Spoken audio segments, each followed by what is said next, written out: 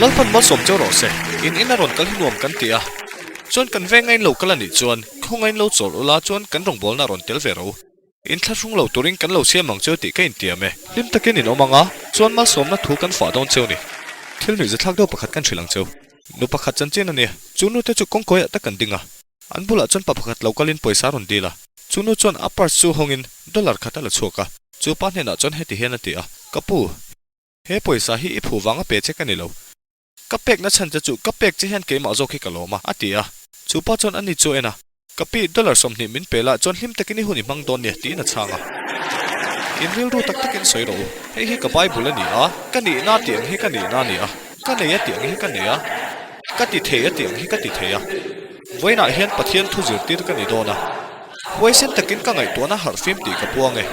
ka thin lungin lo dong songin manami ang kha kani le to ngai lawang I suamingin lalpan mal som cheu ro se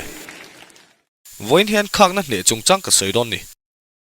tute mai po hian thil du om lo kan tong veka diklo takin min ti a promotion kan mulawa natnain min tlak buaka heng thil te kan dan the ni lo ma se alo chan le dan ro du kan thlang the ni iril runat nai pai reng chuan ril runa takin huni manga ngai to na thalo tak nein nga tinge khatiang khan min ti le nga tinge ka hmangai hi ka chana nga tinge ka thian khan min kom du to lo le chu tiangai ngai to chon khak na tan khan kongkai hon sakti na ni khak nai kha chuan inun pumpui te chianga khak na chon inun te chein athim zong hlirin thila thlir tir ma yang che miril ru koi soi chon in lai chin na than nei thelo andil ru na ma in thil ho te a po in ti boyan in pe ran thin nangma tak khani lovin nangma atang lo chuak khak na wang zo kani ril ru chet chani nei po ni mai thei thil fair lo tak poi tong ani thei ma se iril ru nat na te khai pai reng chon I suang to na zong zong aruk bo sakang che I hlim na zong zong aruk bo sak chenga he khak na hen I chan vo chang thei lo turin siamang che mi then khat chu kum som thum liam to thil thleng te wang khan ril ru na takin an la om ti ka sia thata ka en kol seilen an ni lo wa wangin andil ru la na a in lai chin na fu lo an ne wangin ril ru na takin an la om vui liam to ro pathian hian thil thleng zong zong te a mu vek enge dika dik lo mu tungei nu na tangin kalbo sia chuan siam that le dan po sia ni iril ru na te chu vui liam la chuan pathian hi in hum him nan mangang che I chel rei po le William har sating ani mai I chen rei po le I tinung thar le ngunang I ngai to chu fo le nangma khan zunga kai na sa zualang ngai dam thoi thoi hi fin thak ber I thel hriat thiam lo te chu William zung zung ro nga tinge ka chunga he tiang he thlen he chu fair lo ti zo na lo lu chang te I thin lunga khak na in zung kai an tum chang te hian he ti hian ti thin ro lalpa he thil hi ikuta ka ron da kein nga na lung phumi ni ti ka sia a chia po a thai chan tir thei ti ka sia vut aya pangpar chi sui ka peng che min ti kha thinrim na le khak na hian kongkan ron kik reng thin contract mu in be sei mulowa thinrim na lo lu thoi thin har sat na nang ma buk ri deuh tu chei tonga a fair lo lom I be sei angin medical report lo chuak lova khak na lo lu thoi thin I trong traya I ringa ma se eng wangin nge pathian in I trong trai na chan lo thin khak na in ron lu tum wang ani kha in na tho na muna in tho pui pakhat chon I then te zinga amoi lo the ang ben chu che tuma iril ru tlem te na na ni chuan chi tlem te chawani I ngai poimo du lo chuan poina eng ma nei lo ma se khata khani chen tlata eng tin nge phuba kalak veng ti ngai to a ka mu le huna chon a chak lo khopang ti ngai to chuan kha chi te ro te khan zunga ron kai chananga hun rei lo te a ron thang lianin inun dana ron ti che sakang che he praibu he tian kan mu phim khu ro u chuti lo chon pathian khongai na ta in bo dange khak na zunge mo lo chora ti boi tu chewin chu chon mi tam tak chu ti bol hloin an omang khak na zunge mo lo chora ti boi chewin chu chon mi tam tak chu ti bol hloin an omang chir cheng ro khak na hi zung angin a soi a zung chuin mu theilo le chunga phum le thu ru kina oma ma se boi thak lai ber chu he hi ni zung kha chon ra kha chu chin khak na zung nei ni chon chu chon inuna ti chet sakang che tlangwal pakhat ama chhor tu chunga lung oi lo do mai hriat ka neya apu chu ama ai upani in chu tlangwal chon apu chu achunga thawak lovin anga ya chu tlangwal chu state danga pe ma se kum tam tak ral nu po a thil ton kha atheng hil lowa angai to na sat po le a thinrim zol tul tula a kha tokina soi chuak le thina apuina ti dan te chu thinrim de na soi chuak thar le thin apu kha achunga tha in athil phalba ka angil nei thei thina ma se he tlangwal hian thil in mu fu lo ho te wangin aril ru chuna in alavung ta a chuan chu lung oi lo na chu pai tlata chu lung oi lo na ho te chuan khak na zung ama chuna ron kai ta ama chon tlangwal him thei tak abulo om nuam dewani thin ma se tuna chon khak nai na khata aril ru te in huat tura zong ani to ber mai chu khak na chuan anin lei chin na changa ngong lova ai zon na thlengin a ngong vek ani thu fing chuan thil dang ber ain I thin lungveng tharo nun na lo chuana ni si a ti thu kan mu a kan mo phurna nei zinga poimo ber pakhat chu kan thin lung ti thiang hlim hi ni thin rim reng reng an nun man nan chuanin hring nun hi toilu tuk ngai dam theilo nei te be se anga thila thlen lo awanga lung oilo te hi ti turani lo e thin lung khai ven thata ngai pon lam thil chung lama senglu hi oldu khop mai he tianga soingam tur chon manin thunun the ngai he huat na hian ka omreng don lo ka be se angin thila thlen lo wang main manin khongain ka dam chung hun ka mang don lo ni khat chunga man tur thasui kan nei hi atam lo te mai ne ral theilo le top theilo ani lo thinrim na le huat na te hian than eral na sat zia hi in shem I thalhu tak I fa te tan te I suang to na tan te I chanwawi chan nge ngei tura tan te a I mamo alo thlona man ral na mai mai ni kha pon lam thil chung lama lu to lo nan I thin lung kha veng thang che tir ko pola ngei po khan lung oilo na tur tam taka mu ni heti han mun pakhata chona soi Alexandra dar chun thiam kha ka chunga asual thrin ani lalpa chon athil ti angzel na thung rulang hei hi puitling ril ruput dan tur chu ni mi in diklo takin min ti ama se kan thin rimin huat na kan nei lova kan theng thonga lu theklo pathian in karal chu min be sakti ka sia pathian hi kalama tang ti ka sia ni kan thria reng tur chu azung choi mu thei lawang ma se thingkung nun na nei na chu azunga tang hian ani alang thei china chon kan mu thei ana azar ma se thingkung chom lian tu chu azung ani izung kha si sela a engzong in thila thira be se na te pai chon aron ra chu tur chu fuina nun na chakna be se na ten ni a boi thak lai ber chu izung kha a kha ni chuan ra tharon chu be se omlo engwanga chaw ngei ni a engwanga nui ngai to lo ngei ni a engwanga man ang khanin suang to na nei ngai to lo ngei ni ingai to fo thinem a chan chu khang zung khanin khak na te manin khongai na te thinrim na te in a hriat wang che ni kha chu choni chakna zong zong I tumru na I him na te a hip chok ani kha an ma ni mi ziangin an ron try che ni kha chanchin lom om deuh mai chu khak na zunga khani chen reng angai lo engwanga khak na ril rui pu ngei ni pathian zo tro toimo ngei dam turi nei poni mai thaisin I suang to na thlen dik lo wang khani mai thaisin kha khan iril ru la tina reng poni ma na thili lo ti sol to wang khan nang ma le nang ma in te mila bang lo poni mai thaisin nang ma le nang ma in bum to lovin huai sen takin lalpa he khak na hi tere tur hian min tran pui ro lalpa kum som kani lai ka chunga thil thlenga wang khan ka thinala rim reng ani khan min kalsana wang khan karil rulana reng kum som pani kalta kalu son khat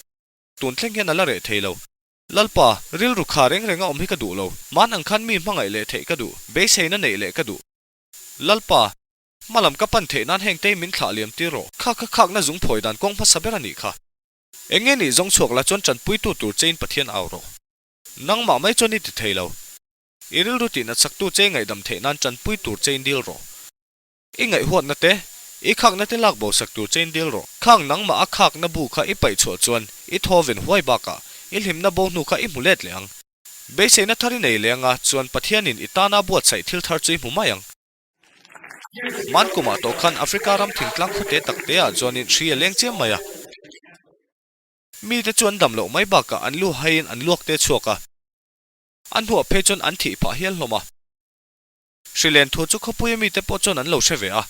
enge chan ti chui cheng turin mi thiam rol an tir ta ning mazat test chi sang sang an nei nuwa an tuitlan chu hrisel lo tin mu chuak ta an tuilak na chu tlang atangin ani a enge chan she tumin researchers te chu tuinar lama chon an han kal chowa ni enge mazat lui dung chu zo chho zelin a chan tur omang engma mun nei lova a topa chon lui nar chon han thleng ta a bulvel en mai chon fel lo engma om mel lo tui chunga chon eng thil nge om ti hre cheng turin tuilut mi tiran rel ta an mak ti deuh turin tui chunga chon vok puile ano te ruang tang chu an zong puchuak ta ni eng tin tin mo vok puile ano te chu tuya chon tla thai in chu tilai hmuna chon alo tang hi lo ni a kha tui thiang lim taka khanin vok thi thli kha aron lon tlana wangin na shikalo keng telzel kha lo ni a an ti turom chun chu vok thilak chu mai khani tuna chon an tuite po amang bokin alo thiang him le ta sing nun po heting ang tho hi ni kan vai hian thil lo mom lo tak tak tongin kan hriat thiam lo thil te tongin atlang pui thu in kan ril ru min ti nat saktu te ngai dam ain thil dik lo ti ban san ain kan chel bet lata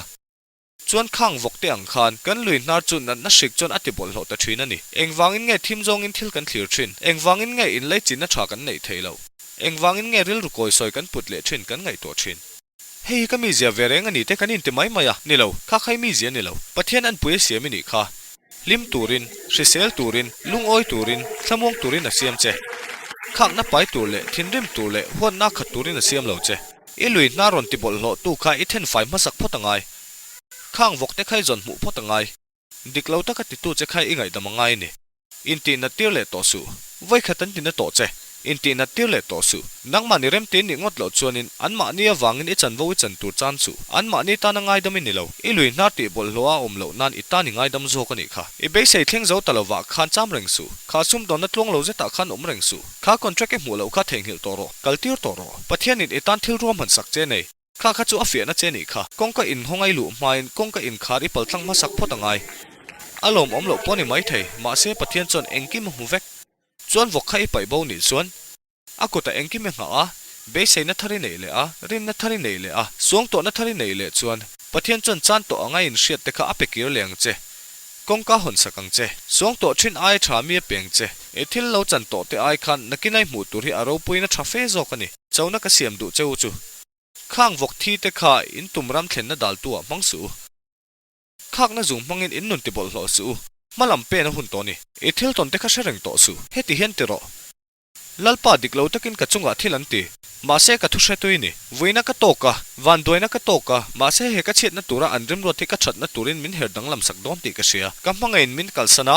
nia kala ngai reng ma se ka dam chungin il runa reng reng in hun ka mang don lo ekiang anom ti ka sia chon ka tan thil thar min bot sai sak ti ka sia khatiang kha khak nai ne dan tur chu ni in e thin lungi ven dan tur chu ni pon lam thil ta chu chung la mai seng lut lo bible nu pakhat van duai deuh mai na omi kan hmuwa nomi chu mo ap khopuye cheng ani a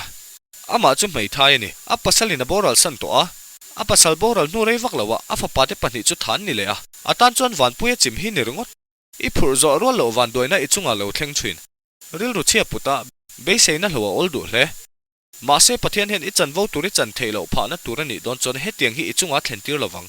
nia se om chu se om khop mai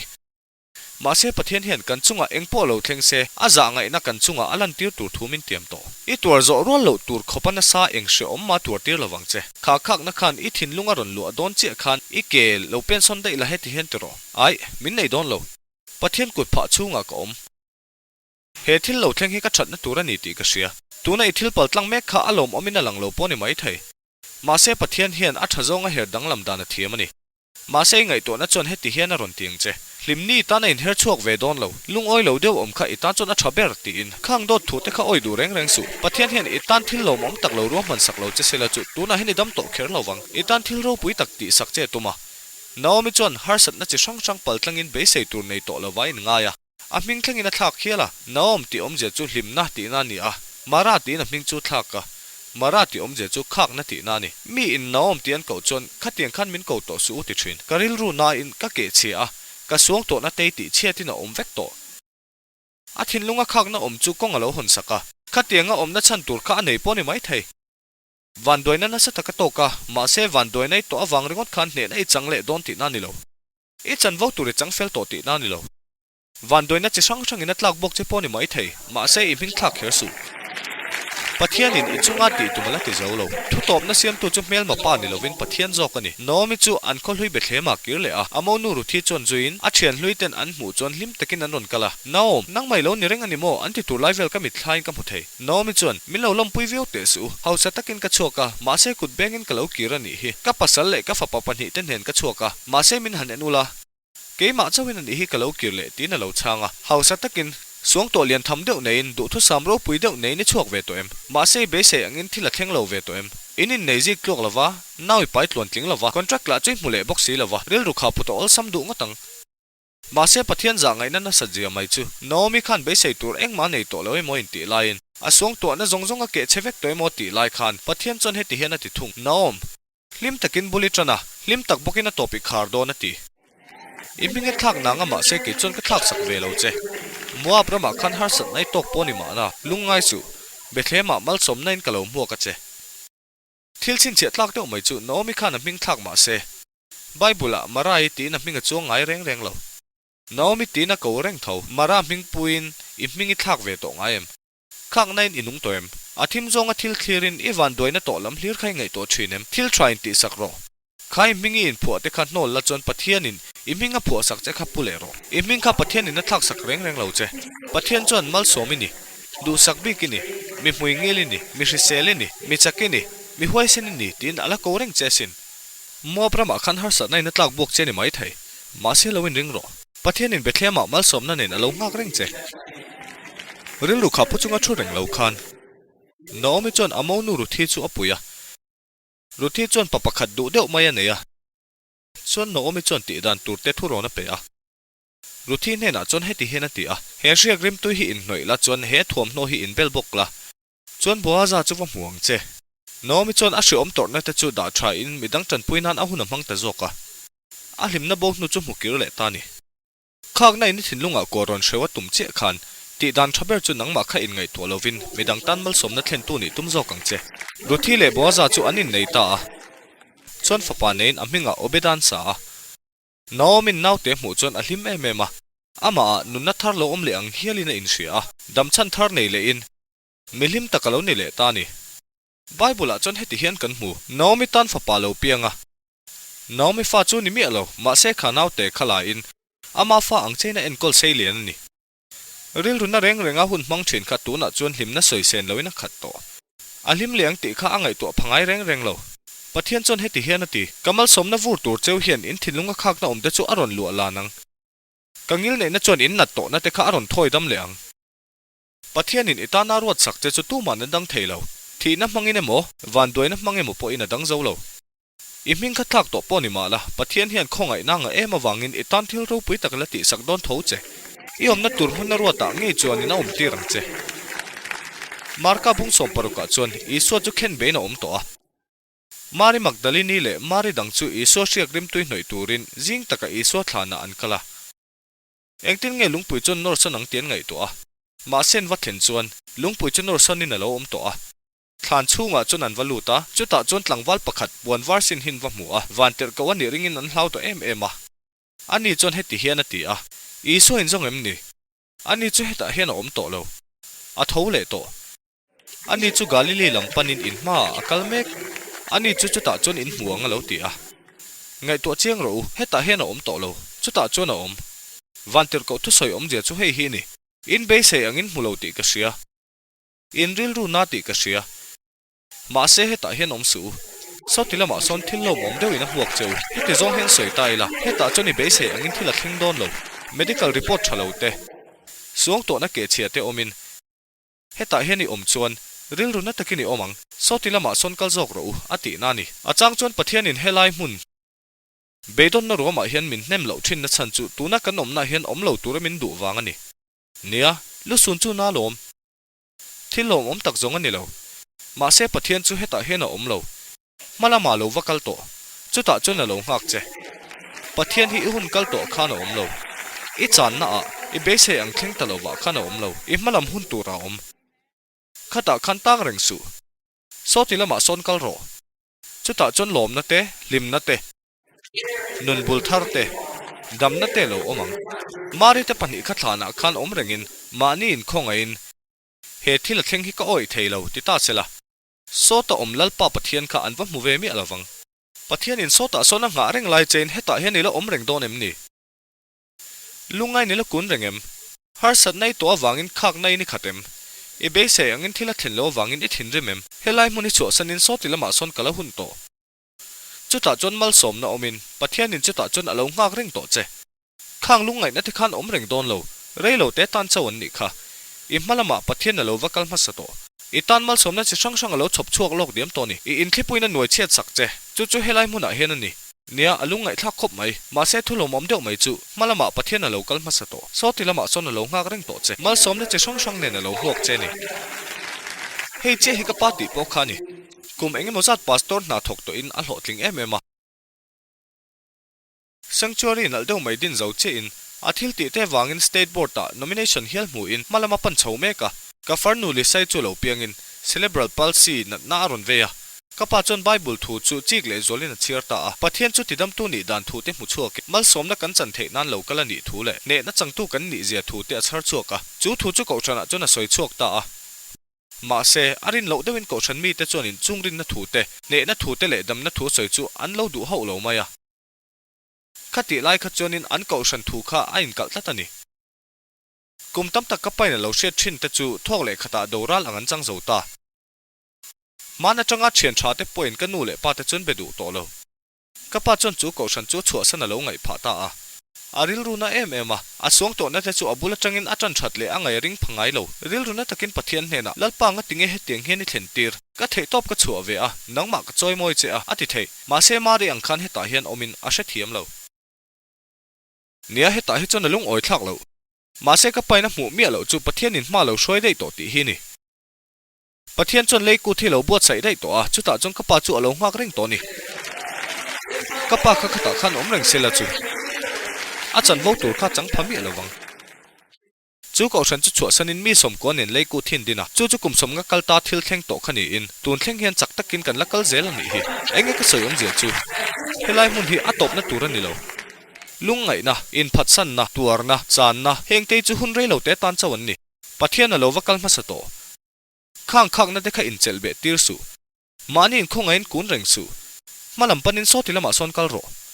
chu ta chon pathian in mal som nai na vur le tang che ingai to na le iti thei ti i hret ngai lo chu chu ta chon i tiang lukabung som panga chon fa patlan bo chung chang kan mu a fa pano pang jok chon in aro chan ai chu lai na ina chho sana asum nei zong jang chu nom chen nan te party nan te thil sual ti nan te mang zo veka a to pa chon in ngai to harin apan hena kirle tum ta a apa chu mok turina ron tlana lom takin alo kong ko a afa palo kirle wang chon alom emema a chelo te chu sebong no nei zinga a thau bertal turin shila roen the don ni afa pa upazok chulo wa omin na thoka rimoi le lam thoma shet chon chelo pakhat chu kovin engen loma zota ani chon inaw kha lo kirle a chu wangin alo kirle lom nan roi kan the don ni ti na shila chang somni pareta chon heti hena injiak au pazok chu athina rima inchunga chona lu du talowa chu wangin apa chu lo chokin awa thema local ro ka fapa lo lu ro inaw kharon hosinati a au pazok chona pa hne na heti henati a kapa itan rim takin kum hele chen itan na ka thoka chelo angmain ka oma I thula hi ka oilo ngai silova ma se kelte tangel pomin pengai lo chuti chungchon ani so isum zongjong nom chen na khoral vek nuwa sepong no thau takital sakamo a thinlunga khakna om chuin tha theyang a fair lo minti dan hi kalung oilo reng reng karon lu don lo sim sim hei ka soitum chu ni lo a tel lo chon roi chon the ta thawa a thik tu che ta wang chon an roi the chon thul pha chung lo ama zok kha roi the theilovina in siam zok ani a chang chuan mi kan ngai dam du lo lui tlata kan thin rim na le lung oilo na te chupai rengin an mani kha kan vatinai mo kan te thin ma se thu dik chu hei hi ni roi chu the ni reng tho ke mani le ke mani che kan in tina voin hun him ta kai man theilo nan khak na te lung oilo na te kha in ne ti rem an ni chu kal tirin engwangin nge roi the turin ni lu mai lo lim takin hun kan mang lom na roi kan the mek voin hi thil pek lu takani hi ino pan lai hlim lo mai wangte in nu pain in thena wangte khan dil ru nain khor takin omsu roi the turin local vero be se na thar nein mangai na thar nein rin na thar nei le ro naktu ka dam takin ka thole don ti tu man kan soilok thelo sing nun hi thinrim na na mana tan te mani in khongai na ta na man te khak na huna ta na man tan chon atoi lu tukani pathian hian e ngei chan lo sia mi te hne na i thil mu lo te chu mu tum to su pathian hne na kal jok ro chon ani chon a lo tran puyang che roi the turin ni lo kalani chuan nangma an na thlen tu chakha I pai bo ni nga chuan karing chang ni lovin kapuang ngam zalen na in lai chin na thato ki chang don ni in lai chin na thazo ki na muk mek che lim na soi sen lo changang khak na zung zong zong chu tu na hian phoi choin om mek tun ma ai ni thleng sang zo kanga I hlim zo kanga choni chan vo tur dik tak I thleng to ang I suam mingin